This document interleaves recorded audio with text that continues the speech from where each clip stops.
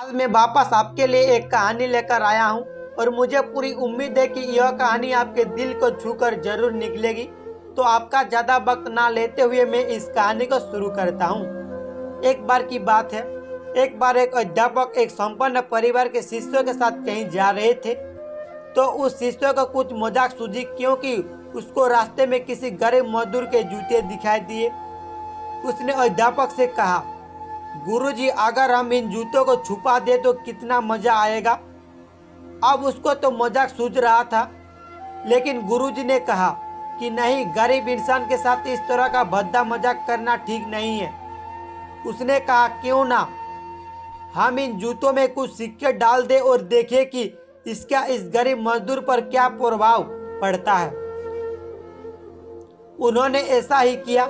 जैसे ही मजदूर अपना काम करके लौटा और उसने एक पाँव अपने जूते में डाला तो उसको कुछ कठोर सा महसूस हुआ। उसने अंदर हाथ डाला तो उसको कुछ सिक्के दिखाई दिए। वह थोड़ा आश्चर्य में पड़ गया।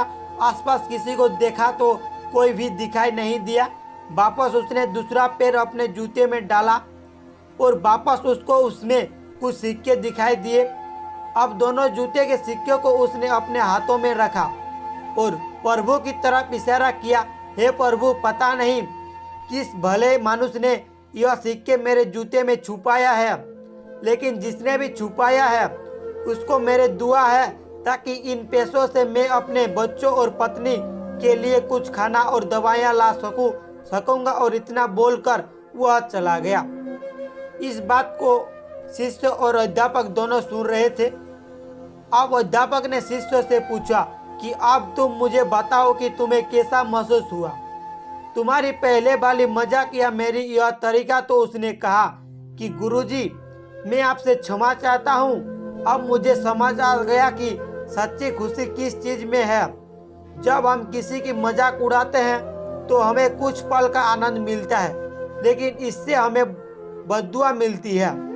लेकिन अगर हम किसी की मुश्किल परिस्थितियों में मदद करते हैं और जिसकी भी मदद करते हैं उसको भी नहीं पता कि हमने उसकी मदद की है, लेकिन अंदर ही अंदर हमें पता है कि हमने उस इंसान की मदद की है। यह सच्ची खुशी है। जब हम दूसरों को खुशी देते हैं तो हमें सच्ची खुशी मिलती है। इसी तरह खुशियाँ बांटते रहिए, लोगों की मदद करते रहिए और दान करते रहिए। जिसके भी आप काबिल हो, जितना भी आपसे बन पड़े, दान करें, लेकिन दान जरूर करें। इसका मतलब यह नहीं है कि आपको कंपलसरी या अनिवार्य रूप से इतने रुपये दान करने ही चाहिए, क्योंकि हर किसी की ज़रूरत अलग अलग हो सकती है। अगर आप किसी को पैसों का दान नहीं कर सकते तो कम से कम चीज़ों का दान तो कर ही सकते हैं। मुझे पूरी उम्मीद है कि यह कहानी आपको ज़रूर अच्छी लगी होगी। आपका कीमती समय देने के लिए शुक्रिया।